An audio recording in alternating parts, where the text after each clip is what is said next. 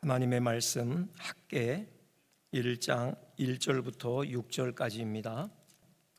다리오 왕 제2년 여섯째 달 곧 그 달 초하루에 여호와의 말씀이 선지자 학개로 말미암아 스알디엘의 아들 유다 총독 스룹바벨과 여호사닥의 아들 대제사장 여호수아에게 임하니라. 이르시되 만군의 여호와가 이같이 말하여 이르노라.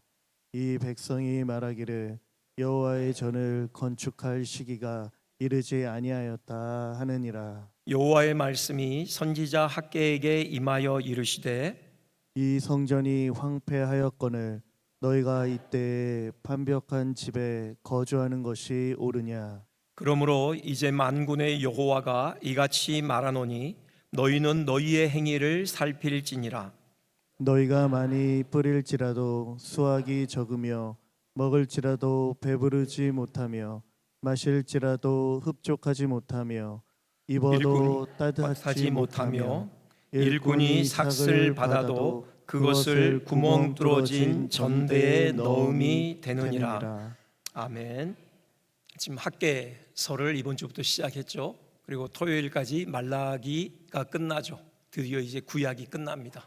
물론 이독하신 분들은 이미 한참 끝났겠지만요, 일독하신 분들은 이번 주가 이제 구약이 끝나고요, 다음 주부터 가벼운 마음으로 이제 신약이 시작됩니다.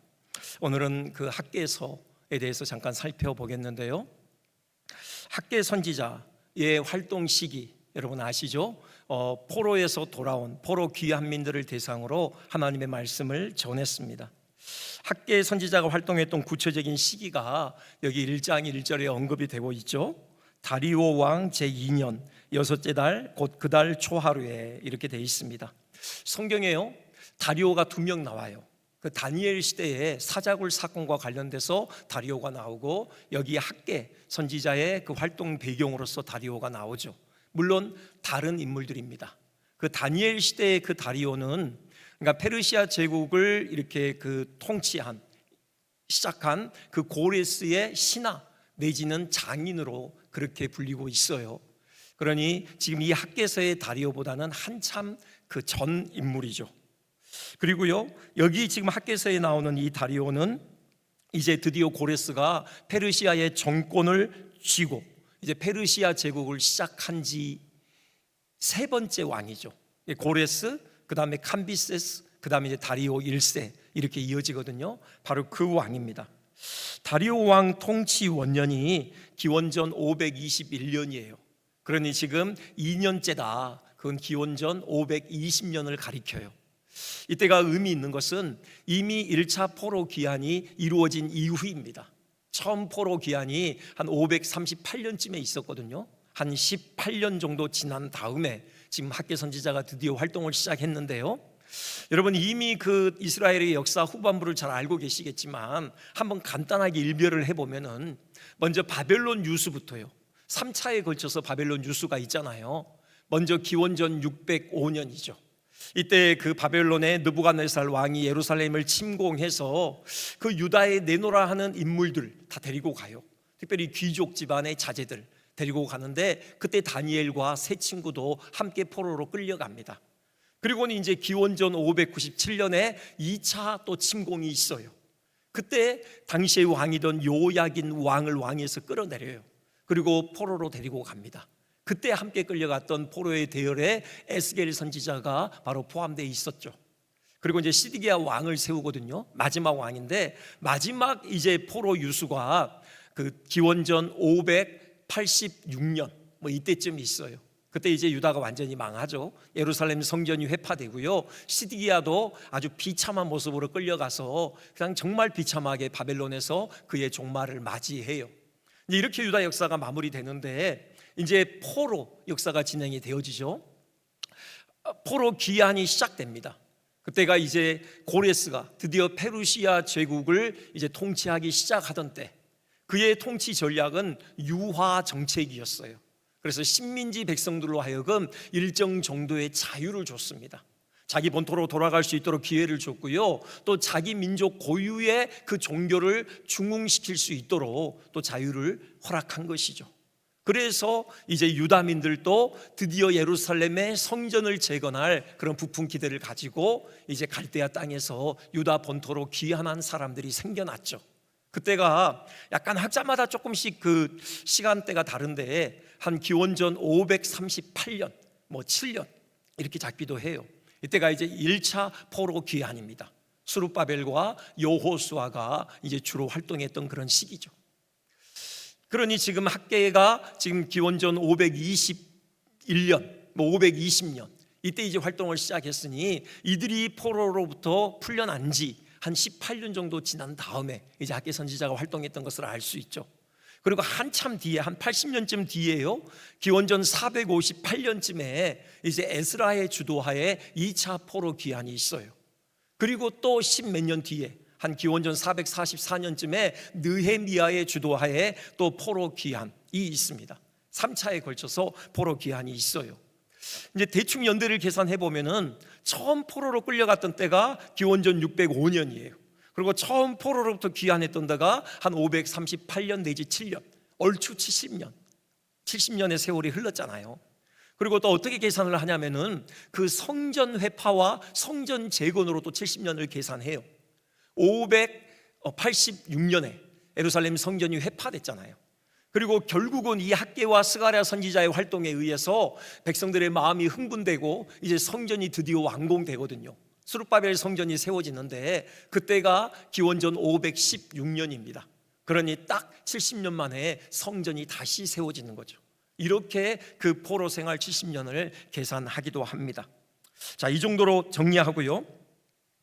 지금 이 포로 귀환민들, 이들이 이제 지금 본토로 돌아왔잖아요. 가장 먼저 착수한 일이 뭐냐? 그것은 무너진 성전을 재건하는 일이었죠. 사실 이들이 갈대아 땅을 떠나서 유다 본토로 돌아오는 일이 결코 쉬운 일은 아니었을 것이에요. 이들은 이미 70년 가까이 갈대아 땅에 머물렀죠. 두 세대가 흘렀습니다. 그러니 갈대아 땅에서 나름 삶의 터전에 뿌리를 내렸을 것이에요. 다니엘 같은 경우요, 바벨론 그 중앙 무대에 권력의 상층부까지 진입하잖아요. 나중에는 권력의 정점에 서기까지 해요. 느헤미야도요, 페르시아 제국의 중앙 무대에서 상당한 위치를 차지합니다. 그 페르시아 아하수에로 왕의 술 맡은 간원으로서 왕의 총애를 받는 그런 인물이었잖아요. 그리고 우리가 잘 아는 에스더 같은 경우에는요, 그 페르시아의 아닥사스다 왕의 부인이 돼요. 왕후가 됩니다. 이들은 특별한 경우라고 할지라도요, 그래도 많은 유대인들이 비록 포로지이지만 두 세대가 지나면서 갈대아 땅에서 상당한 생의 터전을 일구었을 것이에요. 안정된 삶을 구가하고 있었을 것이라고요. 그런데요, 유대 본토에 가면은 모든 것을 새롭게 시작해야 해요. 제로 그라운드에서 삶을 새롭게 쌓아 올려야 하는 것이죠. 그야말로 맨 땅에 헤딩하는 격입니다. 고난이 없을 수가 없겠죠. 그런 고난을 기꺼이 감수하기로 한 것입니다. 뭐 때문이에요? 신앙 때문이죠. 여호와 신앙 때문입니다. 무너진 예루살렘 성전을 다시 세우고 그 성전을 중심으로 한번 하나님의 나라를 힘있게 일구어 봐야 되겠다, 그 거룩한 비전을 품었던 것이죠. 그 꿈으로 뜨거워진 가슴을 부여안고요, 갈대아 땅을 떠났던 것이에요. 그러니 이들이 처음 예루살렘 땅에 도착했을 때 성전 재건에 대한 열망이 뜨거웠을 것이라고요. 그래서 도착한 지 얼마 되지 않아 성전 재건 공사에 착수합니다. 드디어 성전 기초가 놓여요. 그때 예루살렘 성은요, 기쁨의 함성으로 떠나갈 듯 했어요. 그 에스라 3장 11절 12절 보면은 그런 표현이 반복돼요. 여호와를 찬송하고 큰 소리로 즐거이 불렀다고 하고요, 여러 사람이 기쁨으로 크게 함성을 질렀다, 그렇게 기술하고 있습니다. 물론 기쁨의 함성만이 있었던 것은 아니에요. 통곡 소리가 섞여 있었습니다. 거기 이제 12절 앞부분에 보면요, 그 원로들, 처음에 그 솔로몬 성전을 보았던 그 이스라엘의 원로들이 이제 새롭게 놓여지는 성전 기초를 보고 대성통곡했다, 그런 표현이 있어요. 이전 솔로몬 성전의 웅장함을 기억하고 있던 이 원로들은 그에 비해 턱없이 초라한 성전 터를 마주하고서 그 마음이 비통에 잠겼던 것이죠. 과거의 영광에 대한 그리움이 컸던 만큼 현재 자기나가 처한 그 비천한 현실에 대해 개탄하지 않을 수 없었을 것입니다. 그러나요, 이 통곡을 꼭 슬픔의 표현만으로 볼 필요는 없어요. 기쁨의 통곡일 수도 있습니다. 너무 기쁜 나머지 그 기쁨을 주체할 수 없어 통곡할 때가 있잖아요. 반백년의 세월 동안 회파된 채로 있었던 예루살렘 성전의 기초가 다시 놓이는 것을 보고 그들의 가슴에 하나님의 은혜에 대한 감격이 북받쳤을 수 있어요. 그 북받치는 감정을 주체할 수 없어서 목 놓아 울었을 수도 있습니다. 이렇게 참 좋은 일이 있었어요. 그런데 그만 예기치 않은 장애물을 만나게 되죠. 사마리아 사람들이 성전 공사에 참여하기를 희망해요. 물론 유다 백성들 이를 매몰차게 거절합니다. 왜요? 사마리아 사람들 혈통적으로 순수하지 않잖아요. 피가 섞였죠. 이방인의 피가. 물론 순수한 이방 민족도 섞여 있었을 거고요. 특별히 종교가 혼합되어 있었어요. 이들이 순전하게 여호와만 섬긴 것이 아니라 이방의 잡신들을 함께 섬겼잖아요. 그러니 경건의 열심을 품었던 이 포로 귀한 민들, 유대인들이 그들을 성전 제공 공사에 참여케 할 리가 천부당 만부당한 일이죠. 문제는 그로 인해서요, 사마리아 사람들이 방해를 놓기 시작해요. 아주 치밀하게요, 성전 재건 공사를 방해합니다. 유대인들이요, 결국 그 방해 공작에 굴복해요. 성전 재건 공사가 중단돼 버려요. 그리고 그렇게 중단된 성전 재건 공사가 그때부터 16년의 세월이 지나도록 멈추어요. 누구도 성전 공사를 재개하려는 시도를 하지 않습니다. 지금 그런 상황에서 학개 선지자에게 하나님의 말씀이 임한 것이죠. 하나님의 말씀을 그 유다 백성들에게 대언하기 시작했던 것입니다. 물론 그 주된 메시지는 바로 성전과 관련된 것이었겠죠. 학개서가 이제 총 2장으로 된 아주 짧은 책이잖아요. 여러분 보면은 참 재밌는 게 학개서는 학개 선지자의 4편의 설교로 이루어져 있어요. 금방 구분이 됩니다. 설교가 새로 시작될 때, 때로는 마무리될 때마다 그 당시의 시대적인 배경을 구체적으로 기술을 하고 있어요. 오늘은 그 4편의 설교를 다 이렇게 살펴볼 수 없고요. 그 중에 첫 번째 설교, 주로 1장에 우리가 좀 초점을 맞추면서 한번 내용을 일별해 보겠습니다. 먼저 지금 3가지 그 구절에 우리가 좀 초점을 맞추겠는데요. 먼저 2절입니다. 2절에 하나님께서 처음 이제 학개 선지자를 통하여 말씀하시는 내용이 나와요. 이렇게 돼 있죠. 이 백성이 말하기를 여호와의 전을 건축할 시기가 이르지 아니하였다 하느니라. 그래요. 지금 유다 백성들끼리, 지금 학개서 1장 2절입니다. 유다 백성들끼리 지금 이제 자기들끼리 이렇게 말을 나누는 것입니다. 근데 그 얘기가 아직 여호와의 전을 건축할 시기가 이르지 아니하였다. 지금 이런 얘기를 주고받았다라는 것이죠. 하나님께서 이 말씀을 꺼내시는 논조는 당연히 백성들의 이 말에 동의하시는 것이 아니죠. 책망조입니다.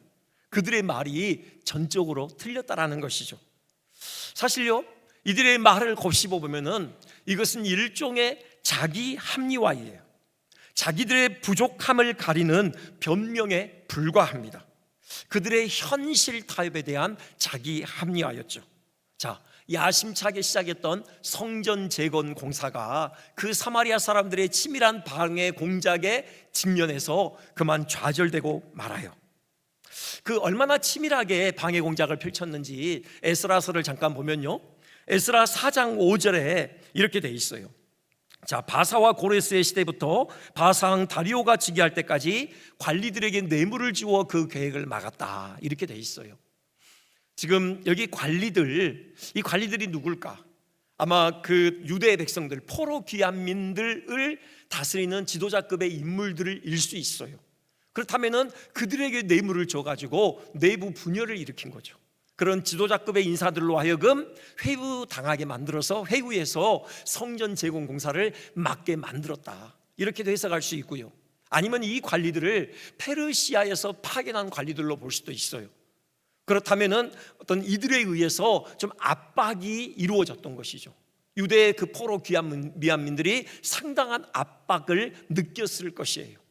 여기서 멈추지 않고요, 거기 에스라 4장 6절 보면은 또 페르시아 왕궁에 직접 상소문을 올리기도 해요. 아하수에로가 즉위할 때에 이렇게 돼 있는데요, 여기 아하수에로가 이제 고레스가 전쟁터에 나가서 죽어요. 그리고 그 다음 왕이 캄비세스라는 왕인데 아마 그 왕을 이렇게 불렀을 것이다. 학자들이 그렇게 해석을 하더라고요. 만약에 그렇다면은 지금 이제 고레스는 죽고 그 다음 왕인 캄비세스에게 이 성전 재건과 관련해서 안 좋은 내용을 담아서 상소문을 올렸다고 볼 수도 있어요. 유대민들이 이 사실을 알았을 때 정말 압박을 크게 느꼈을 것이에요. 마음에 두려움이 임했겠죠. 이거 페르시아 황궁에 의해서 어떤 제재를 당할 수 있는 이런 상황이 펼쳐질 수 있거든요. 그래서 그냥 공사를 그만둬버려요. 아마 이렇게 타협을 했겠죠. 일단 몸을 낮추자. 거칠게 퍼붓는 소나기는 일단 피하고 보자. 그게 지혜로운 것이지. 지금은 성전을 건축할 때가 아니야. 언젠가 기회가 오지 않겠어? 그때까지 기다리는 것이 현명한 처사야. 이렇게 자기 합리화를 한 것이죠. 그리고는 16년이라는 시간이 흘러가게 그냥 방치한 것입니다. 그동안 다들 애써서요, 성전 공사에 대해서는 철저하게 외면해 왔던 것이죠. 지금 아직 성전을 건축할 때가 아니다. 그것은요, 자기들의 그 유약함, 그 비겁함에 대한 자기 변명이라고요. 자기 합리화라고요. 이들의 이 말이 자기 합리화를 위한 변명으로 볼 수밖에 없는 이유가 있죠. 고레스의 칙령이요. 여러분, 고레스의 칙령 한번 그 내용을 들여다볼까요? 에스라 1장 2절 3절이 나오는데요, 핵심은 이겁니다. 여호와께서 나에게 명령하사 유다 예루살렘에 성전을 건축하라 하셨다. 이건 페르시아 그 제국을 제패한 그 정권을 잡은 고레스 왕이 직접 한 말이에요. 바로 유다의 하나님 여호와께서 나에게 명령하셔서 예루살렘에 성전을 건축하라고 하셨다.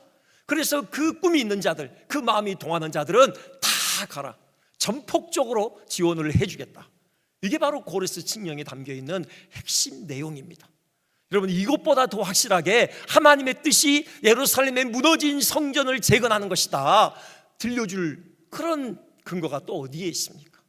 확실하게 하나님의 뜻이 예루살렘 성전 재건에 있다, 분명하게 유대인들의 심장에 바로 들려주시는 것이죠. 그들은 이 말씀을 붙들었어야 했어요. 상황이 조금 어렵게 됐다고 해서, 대적들의 거친 방해 공작이 있다고 했어요. 그것이 이 하나님의 뜻을 달리 해석할 근거는 되지 못하는 것이죠. 이들은요, 어떤 방해가 있더라도 그 하나님의 뜻을 붙들고 그 방해를 뚫고 나갈 수 있는 용기를 서로 북돋아야 했던 것이에요. 느헤미야가 그랬잖아요. 나중에 한 100년 뒤에요, 느헤미야가 그렇게 예루살렘 성벽 재건을 위해서 유대 땅을 밟아요. 그가 하나님께 기도하는 중에 그 마음을 품게 되죠. 그리고 그 당시 자기가 섬기던 아하수에로 왕의 도움을 통해서 하나님의 뜻을 확신합니다. 그리고는 그때부터 직진만해요. 느헤미야가 부딪혔던 방해 결코 만만치 않아요. 지금 이 1차 포로 귀환민들이 예루살렘 성전을 재건하는 데 있어서 직면했던 그 방해 못지않은 상당한 방해에 느헤미야도 직면하게 돼요. 하지만 느헤미야는요, 현실과 타협하지 않죠. 그 의지를 꺾지 않습니다. 지금은 성벽을 재건할 때가 아닌가 보다 하고 뒤로 물러서지 않았어요. 그 모든 방해를 뚫고 성벽 재건 공사를 마침내 완수해 냈던 것이죠. 물론 하나님의 은혜이죠. 이들은 이 느헤미야와 같이 그런 결기가 부족했던 것이죠. 그래서 아직 성전을 재건할 때가 아니다 라는 식의 변명을 통해 자기들의 유약함을 합리화하려고 했던 것이에요. 이 말씀을 보면서 역시 우리 한국 교회사에 있어서 뼈아픈 한 장면이 떠올랐습니다. 일제치하에서 협박에 굴복해서 신사참배를 공적으로 행한 일이죠. 명백하게 우상 숭배가 맞거든요. 그런데 그냥 그 목숨의 위협을 이기지 못해서 국가의식에 불과하다는 거짓 명분을 내세웠어요. 신사참배를 자행했습니다. 다시는 교회사에서 그런 아픔이 반복되지 않아야 할 것입니다. 결국 그 교회는 우리 한 사람 한 사람이 이루어가는 것이잖아요. 우리 한 사람 한 사람이 정말 믿음의 자리에 견고하게 서 있을 때 그런 아픈 역사가 반복되지 않는 것이죠. 우리요, 현실의 위협에 굴복하지 않고 믿음의 자리를 견고히 지켰으면 좋겠습니다. 여러분, 이 믿음의 길을 걸어가는 데 있어서 우리를 두렵게 하는 것이 있습니까? 하나님의 뜻이 명백한 것임을 알면도 불구하고 그 두려움 때문에 뒤로 물러서고 아직은 때가 아닌가 봐, 여러분, 그렇게 자기의 합리화를 하도록 만드는 그 무엇이 있습니까? 우리 하나님을 바라봅시다. 하나님께서 이 역사를 주관하시는 주관자가 되셔요. 그 하나님이 신뢰하고 그 하나님의 뜻이 확실하다면 우리 믿음으로 그 뜻을 이루어내자고요. 전진하자고요. 그 모든 방해를 뚫고 우리 믿음으로 한 걸음 한 걸음 내딛는 복된 하나님의 사람들 되시기를 주님의 이름으로 축원드립니다. 또한요, 지금 여호와의 전을 건축할 시기가 이르지 아니하였다, 이 말에서요, 그 삶의 우선순위의 왜곡에 대한 그 자기의 합리화를 우린 또 여기서 확인하게 돼요. 자기들의 삶의 우선순위가 왜곡되어 있는 것을 감추기 위한 자기의 합리화이죠. 아직 하나님의 집을 건축할 때가 아니다, 이 말을 뒤집어 놓고 보면요, 그 이면에 전제된 말은요, 지금은 우리 집을 건축할 때이다, 이 말이죠. 이렇게 합리화하는 것이죠. 우리가 놀면서 성전을 방치하고 있는 것이 아니지 않은가. 그 어느 때보다 지금 우리는 열심히 살고 있지. 갈대아에서 쌓아온 모든 삶의 터전을 뒤로 하고 그야말로 맨몸으로 이 땅에 오지 않았던가. 우리도 먹고 살아야 하지 않겠나.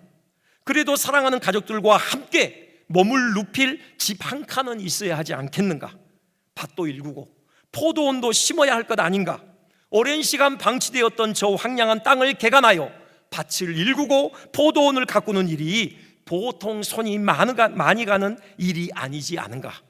하루하루가 눈코 뜰 새 없이 지나가는 것을 하나님께서도 아시지 않을 것 아닌가. 이런 생각이 그 이면에 따레를 틀고 있는 것이죠. 그러면서요, 그들의 성전 재건에 대한 열심은 완전히 사그라들고 말았던 것이죠. 이는요, 무엇이라 변명해도 결국 삶의 우선순위에 대한 왜곡이에요. 하나님보다는 그들 자신의 삶의 행복이 1순위가 된 것이죠. 아직 여호와의 전을 건축할 시기가 이르지 아니하였다라는 이 말은요, 자기들의 그 삶의 우선순위에 대한 왜곡을 교모히 감추기 위한 자기 합리화의 도구였던 것이죠. 우리 한번 돌아봐야 할 것입니다. 혹시 우리 이런 자기 합리화를 하지 않습니까? 아직은 때가 아닙니다. 지금은 공부해야 될 때예요. 지금은 시험을 준비해야 될 때입니다. 지금은 자격증을 따야죠. 취업해야 될 것 아닙니까? 뭔가 좀 제대로 된 좀 가정을 일구어야 될 것 아니에요. 집 한 채는 사야죠. 우리 끊임없는 이런 이유들로 정말 마땅히 헌신해야 될 그 시점을 늘 연기하고 있는 이런 소극적인 신앙생활을 하고 계시지는 않습니까? 여러분, 이 시대에 사단이 우리를 유혹하는 가장 강력한 유혹이 세속주의라고 말씀드렸습니다. 세속주의의 핵심은 here and now예요. 지금 여기, 우리 일상에 집중하게 하는 것입니다. 여러분, 얼마든지 이유를 댈 수 있어요. 얼마든지 합리적인 이유를 댈 수 있습니다. 먹고 살아야 될 것 아닙니까? 아니, 좀 뭔가 손에 쥔 게 있어야지 나눌 것 아닙니까? 우리 얼마든지 이런 얘기 할 수 있습니다. 그러면서 헌신의 때를 늦추는 것이죠. 자기의 합리화입니다. 아니에요. 하나님의 뜻은요, 지금 그 자리에서 헌신하기를 원하시는 거예요. 지금 그 자리에서 하나님께서 맡기신 그 사명에 충실하기를 하나님께서 원하시는 것입니다. 저는 학생들에게 그렇게 얘기하고 싶어요. 공부 중요하죠. 하지만 공부 때문에 하나님을 예배하는 일, 하나님을 섬기는 일을 조금이라도 소홀히 한다면 그 인생은 소망이 없다. 그는 나중에 무엇을 가져도 그것으로 하나님을 섬기는 그런 삶을 살아내지 못할 것이다. 저는 그런 생각을 합니다. 지금 그 순간 하나님께서 맡기신 그 자리에서 하나님을 섬겨야 하는 것이죠. 예배해야 하고 주의 몸된 교회의 지체로서 내게 맡겨진 그 사명의 자리를 지켜야 하는 것입니다. 고시 공부를 할지라도요, 여러분, 예배를 소홀히 해서는 안 되고요, 하나님 섬김의 삶을 결코 소홀히 해서는 안 되는 것입니다. 아직 여호와의 전을 건축할 시기가 이르지 아니하였다. 이는 우리의 유약함을, 우리의 삶의 우선순위의 왜곡을 교모히 감추기 위한 자기 합리화에 불과하다. 우리 그 사실 분명하게 기억했으면 좋겠습니다. 두 번째, 선지자를 통해서 이스라엘을 도전하는 말씀인데요, 지금 5절 보면은 이렇게 돼 있죠. 그러므로 이제 만군의 여호와가 이같이 말하노니 너희는 너희의 행위를 살필지니라, 이렇게 돼 있습니다. 7절에서도 한번 똑같은 말씀을 하셔요. 너희는 자기의 행위를 살필지니라. 이게 이제 뭐냐면은 너희가 걸어온 길을 신중하게 돌아보라, 이제 이런 말씀이에요. 지금 달려가고 있는 그 분주한 걸음을 멈춰 세우고 한번 지금까지 너희가 걸어온 길을 되돌아보아라. 지금 너희가 서 있는 그 삶의 자리를 한번 제대로 직시해 봐라. 지금 이런 말씀이거든요. 그들의 현실이 어떠했는데요? 비참했죠. 여러분, 6절에 말씀하셔요. 이렇게 말씀하시죠. 보면은 뭐 뿌릴지라도 수확이 적었고요, 먹어도 배부르지 않았고요, 마셔도 그 갈증이 해소되지 않았고요, 입어도 따뜻하지가 않고 삭슬 받아도 구멍 뚫어진 전대의 너음 같은, 그냥 텅 비어버리는 이런 결과를 맺었다라는 것입니다. 밤낮으로 예를 쓰지만 정작 그 수고에 대한 이렇다한 열매가 없는 비참한 상황에 처해 있었다. 이것이 지금 유다민들이 지금 직면하고 있는 현실이었어요. 뭘 의미하는 겁니까? 삶의 우선순위가 뒤바뀔 때 여러분, 그 삶의 결과는 이렇다라는 것입니다. 공허하다라는 거예요. 허무하다라는 것입니다. 하나님의 성전을 건축하는 것요, 그건 단지 오늘날 예배당을 건축하는 그런 문제를 넘어서요, 그보다는 훨씬 더 본질적인 문제입니다. 하나님 중심의 삶을 산다는 거예요. 하나님을 삶의 주인으로, 삶의 중심에 모셔드린다라는 것이죠. 하나님의 임재에 기반한 삶을 건설해 나간다는 것입니다. 여러분, 그렇지 않을 때 삶의 우선순위가 뒤바뀌는 것이에요. 그리고 그 하나님의 임재에 기반하지 않은 그 삶의 결과는 이토록 허망할 수밖에 없다. 지금 그 말씀을 하고 계셔요.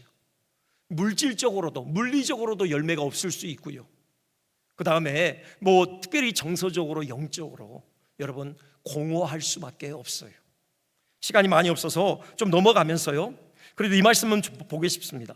전도서 1장 2절 3절, 우리가 잘 아는 말씀이죠. 전도서 1장 2절 3절 보면요, 지금 이 솔로몬이 한 얘기잖아요. 헛되고 헛되며 헛되고 헛되니 모든 것이 헛되도다.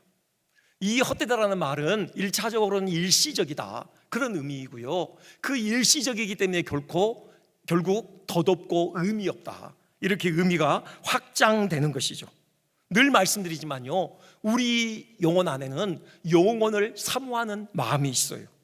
사람들에게는 영혼을 사모하는 마음을 우리 하나님께서 심어 놓으셨거든요. 그래서 이 영혼을 사모하는 마음 때문에 우리는 결코 이 땅의 일시적인 것에 참된 만족을 누릴 수가 없어요. 덧없고 의미 없고 헛되다라고 생각할 수밖에 없는 것입니다. 영원하신 하나님에 기반한 삶이 아니면요, 우리는 결코 만족할 수가 없어요. 공허할 수밖에 없어요. 허무할 수밖에 없어요. 이 사실을 이 지금 1차 포로 귀환민들의 삶이 우리에게 분명하게 들려주는 것입니다.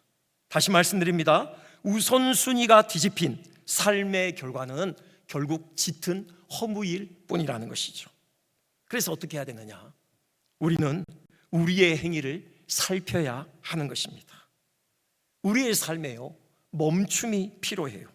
멈춰서서 우리가 걸어온 길, 지금 우리가 걷고 있는 길을 돌아봐야 하는 것입니다. 분주한 것이 마냥 좋은 것이 아니에요. 그 한자어 좀 뜻풀이가 재미있는데요, 지금 한자어 두 개가 똑같은 망자인데 의미는 조금 다르죠. 위에 있는 건 분주할 망자예요.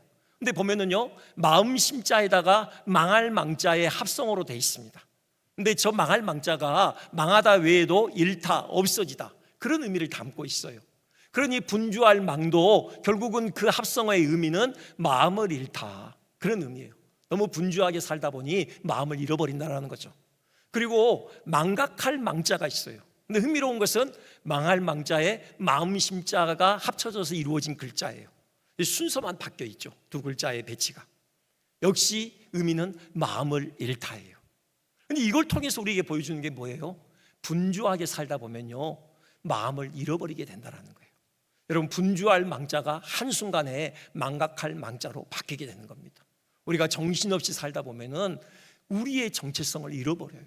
하나님께서 우리를 이 땅에 보내신 그 삶의 목적이 무엇인지 우리가 잊어버리게 되는 것입니다. 하나님 앞에서 우리가 그의 피조물이고 그의 핏부림을 받아 구원함을 얻은 하나님의 언약 백성이라는 사실을 망각해 버리는 것이죠. 우리에게 맡겨진 삶의 자리, 그곳에서 우리에게 맡기신 그 사명이 무엇인지를 우리가 망각해 버리는 것입니다. 아니에요. 너희 행위를 살펴보라. 멈춰서서 너희가 지나온 길을 돌아보라. 너희가 지금 서 있는 그 삶의 자리를 다시금 직시해 보라. 이 주님의 말씀에 우리가 귀를 기울여야 해요. 멈춰야 합니다. 우리를 바라보시는 그 하나님의 시선을 우리가 마주해야 해요. 그럴 때 우리의 정체성을 다시금 확인하게 되는 것이죠.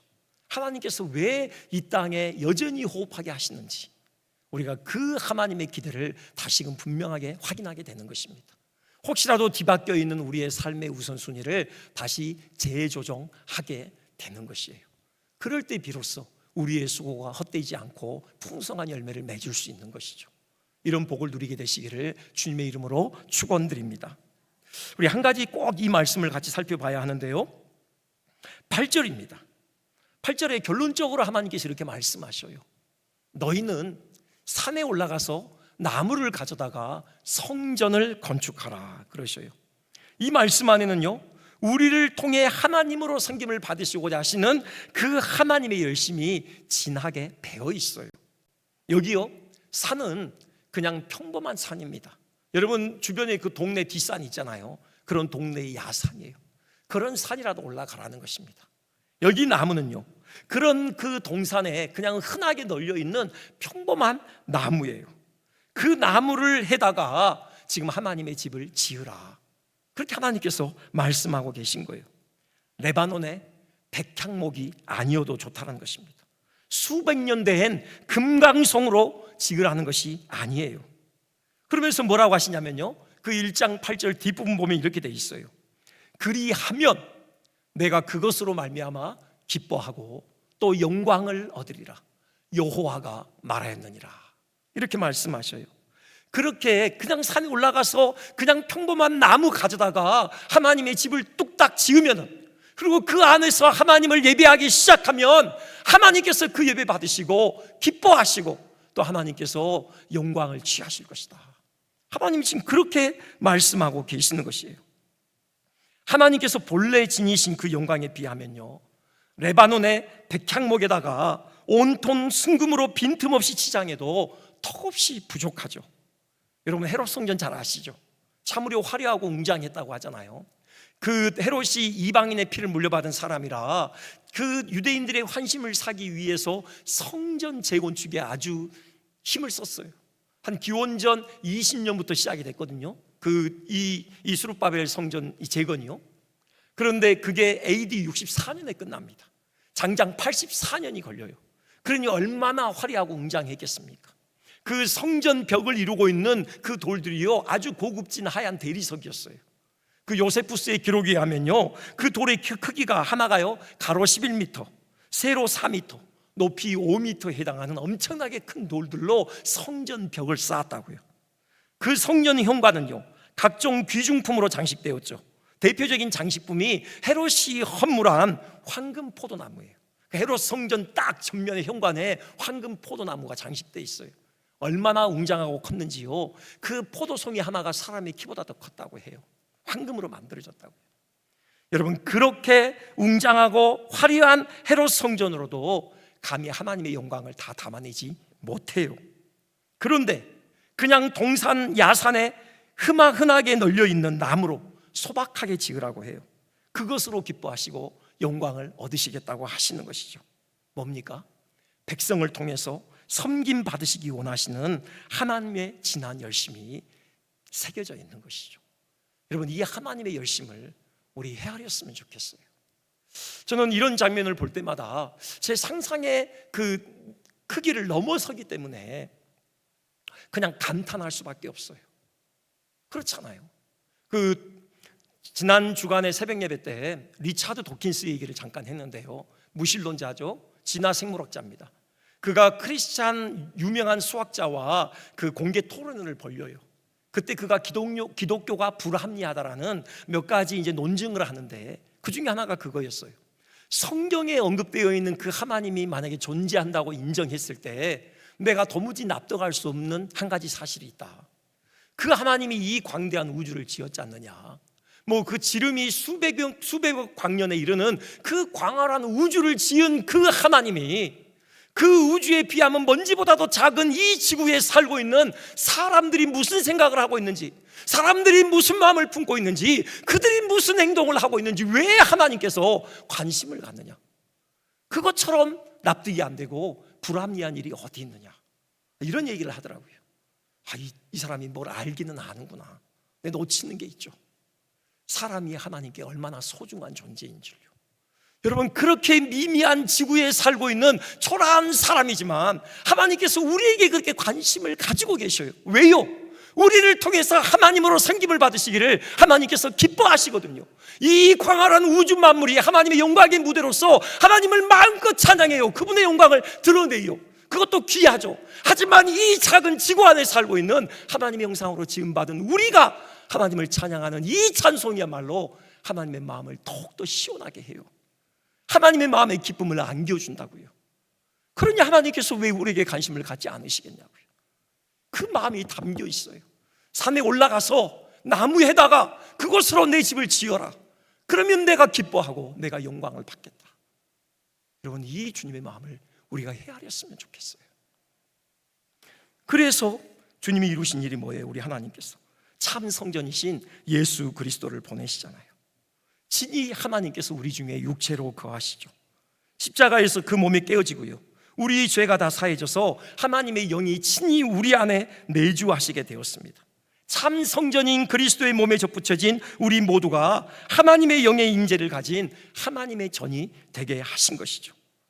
우리는요, 한순간도 이 하나님의 임재를 놓칠 수 없습니다. 한순간이라도 하나님 없이 사는 순간은 결코 용납될 수 없어요. 그 하나님의 열심을 헤아린다면 우리가 한순간도 하나님 없는 삶을 우리는 살아갈 수 없는 것이에요. 우리의 삶의 한 조각이라도 그 영원하신 하나님과 잇대지 않는 그런 삶의 순간은 없어야 하는 것입니다. 우리 그러기를 결단합시다. 우리 매 순간순간 그 주님과 더불어 신령한 교통을 나누며 그분이 주시는 풍성한 복을 받아 누리고 세상에 힘있게 증거하는 복된 발걸음 되시기를 주님의 이름으로 축원드립니다. 하나님, 부흥을 목도하고 싶습니다.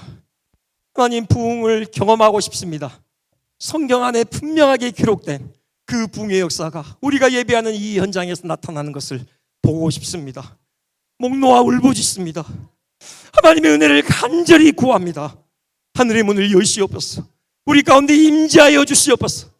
우리가 서 있는 땅이 진동하게 해주시고 하늘이 열리게 해주시고 성령의 불이 떨어지는 역사 있게 도와주시옵소서. 우리 가슴에 다시금 하나님 나라를 향한 거룩한 비전이 뜨겁게 불타오르게 도와주시옵소서. 더 이상 내일로 미루지 않게 도와주시고 그 하나님 나라를 위하여 우리가 마땅히 감당해야 될 그 사명의 자리를 힘있게 지키게 하여 주시옵소서. 우리에게 허락된 이 믿음의 경주를 힘있게 나아가게 하여 주시옵소서.